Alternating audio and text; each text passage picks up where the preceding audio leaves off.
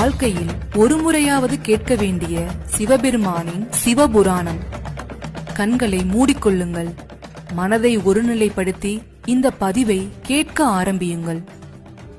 ஓம் நம சிவாய. அவன் அருளாலே அவன் தாழ் வணங்கி, அதாவது இறைவனை வணங்கவும் அவனோட அருள் வேண்டும்.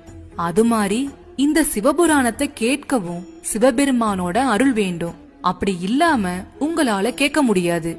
இந்த பதிவை முழுசும் பாக்குற எல்லாருக்கும் அந்த பரமசிவனோட அருள் கண்டிப்பா கிடைக்கும். வீடியோக்குள்ள போறதுக்கு முன்னாடி நீங்க ஒரு சிவபக்தரா இருந்தா இந்த வீடியோக்கு ஒரு லைக் பண்ணிட்டு ஓம் நம சிவாயான்னு கமெண்ட் பண்ணுங்க. அதே மாதிரி நம்ம சேனலையும் மறக்காம சப்ஸ்கிரைப் பண்ணிக்கோங்க.